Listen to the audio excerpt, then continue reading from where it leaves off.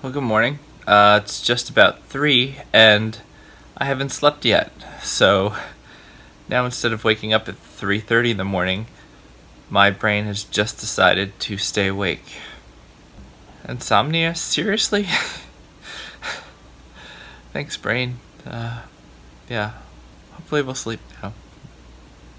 Good morning. It is Wednesday. I'm headed into my early day at school.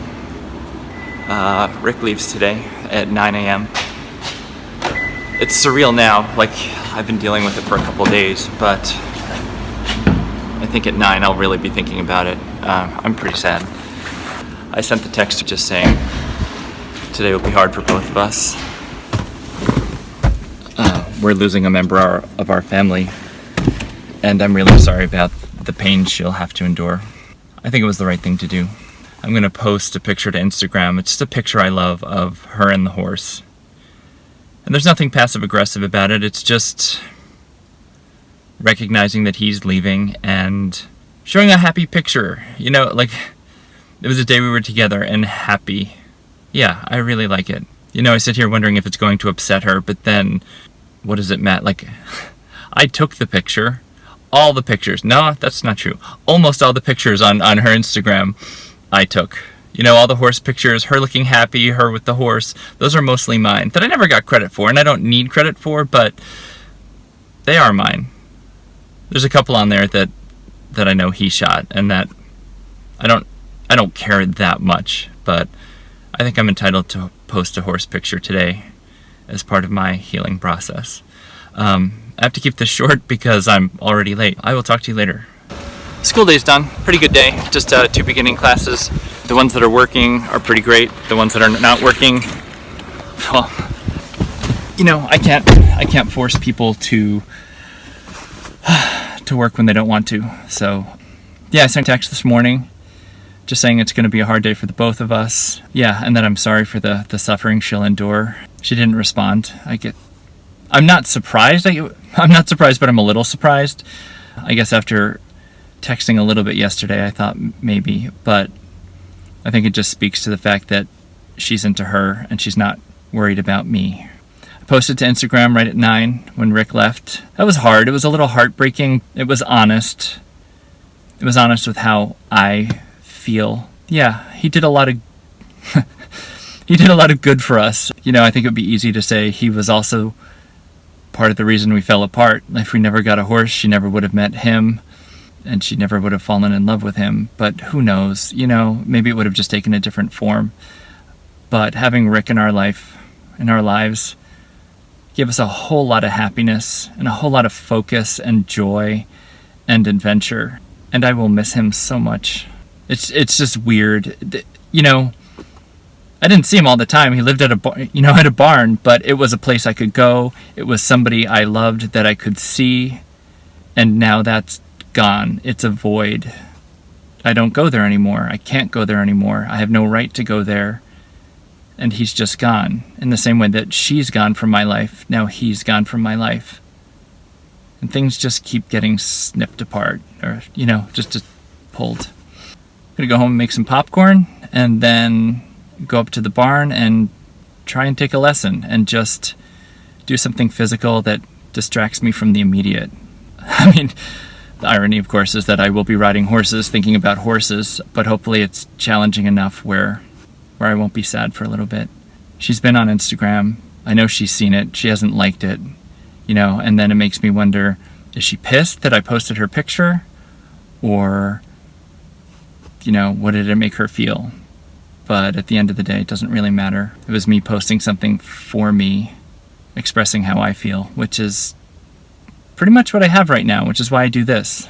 This is me for me. And maybe if I ever post this, it will help somebody else. But right now, you are somebody else for me to talk to. So thank you. Thank you for being there, and thank you for listening to me. I'll see you later. Hello. I'm here at my favorite part of the week. It's Wednesday in the afternoon, and after school is done, I am here to take a lesson. I'm back up at the barn that I'm allowed to go to, and I'm going to have my second lesson with my new teacher. Yeah, it's good. I think last week was hard. It was fair workout, and I'm hoping today goes well too, that it's just work and it distracts me from everything else. I'm hopeful. She's not responded or said anything about anything I posted or sent her, so I have a funny feeling she's probably done with me. We'll see though. One thing in all this, I never cease to be surprised by what I'm not expecting. So more later. Bye. This was good. I had a really good lesson. Greg let me use the saddle, which I found out cost way more than any saddle I could ever afford to use. I just relished in that, being like, well, this is certainly nice. I got to ride Vinny. That was real good. The lesson went well. I'm not jumping big things, but there was some connection today where something just clicked where it didn't click before. That was good. You know, you just have those moments where it was like, oh. And then you try and think, like, how would I have taught myself that before? And I have no idea. Like, it's just like, I don't know why that worked today and every other time it didn't work. I mean, albeit they're tiny, itty-bitty little jumps, but it was better. So I will take better. I will take a moment of like, cool. Because there's a lot of moments of not cool lately. It's pretty late. I'm probably gonna hit a crap ton of traffic going home, so I'll keep this brief, but it was a good hour. I wasn't thinking about a lot of other stuff. I was just focused on that, and I think there's something to be said for that. So cool, I'll see you later. It is a little after 6. I picked up some food for friends, and I am going to go back to school to work for a little while. Some students might come in and do a night class. There's the dog. Yeah, I just need to not be in the house. I guess the day went as expected. I sent her that text this morning that I thought was appropriate, and she didn't even respond. And then I posted a post today that I thought was kind and appropriate, and she didn't even like it. She's liked a whole bunch of my posts, but she didn't like this one that featured a beautiful picture of her. It's strange. And it's become aware to me which of her friends or which of our friends have chosen her. Just by who likes my stuff and who hasn't reached out to me at all. Knowing that what the situation is, you would think people would reach out. And I think a lot of people are scared. You know, I've reached out to people and they're like, oh, I wanted to get in touch with you, but I didn't know if... Just do it. You know, just do it. Like, reach out. Make the effort, because I would have appreciated it. And I think that's what the leg break last summer taught me. When people just brought food over. They didn't ask, like, oh, can I do anything? They just acted. They just made food and brought it over. And it was such a gift. And now I mean... Maybe it's a little late in life, but now I learned sometimes people just need to be taken care of. And I'm trying to take care of myself here, but the people that have gone out of their way and the people that try, I am so indebted to. Because it's awkward to reach out. You know, the people that are like, anything you need, just let me know. And like, I don't always know, you know? Or it's late at night and I'm like, well, I can't call people now.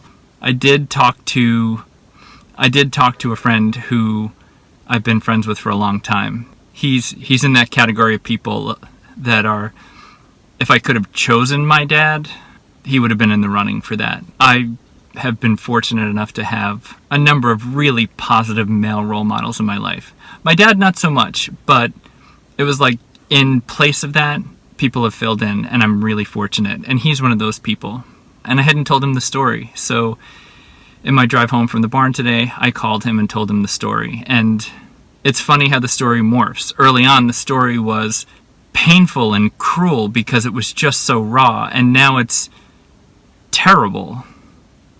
But there's just more content, so you can't deliver the story with as much detail and specificity. It's just what it is now. He's sort of late to the story, but you know, I explained it to him in that you hope that the situation is a mistake. You know, I hoped that she would come back. I hoped that she would say that she messed up and come home, and it would just be a dark patch in our history. And then I wouldn't have to tell people about it. But I guess we get to a point at which you have to tell people, so now he knows. And he was at my wedding. Well, he knows how into where I am. I guess it was good that I told him, but sometimes it, you know, you just have to relive it again and say, like, oh, this is what happens. And then he asks questions that I have answered before, but I'm answering them in a new way. And I don't know if that's healing, or I don't know what that is. I appreciate some of the people that have been with me through just about all of it, because there's a deeper connection on the loss and my ups and downs. And I realize it's such a me story right now, and it's really not who I am. But I guess that's what it is right now. I'm looking forward to getting past the me stage and getting back to being better for other people. On that note, I have a bag full of Mexican food for my friends that's getting cold. I'll talk to you later.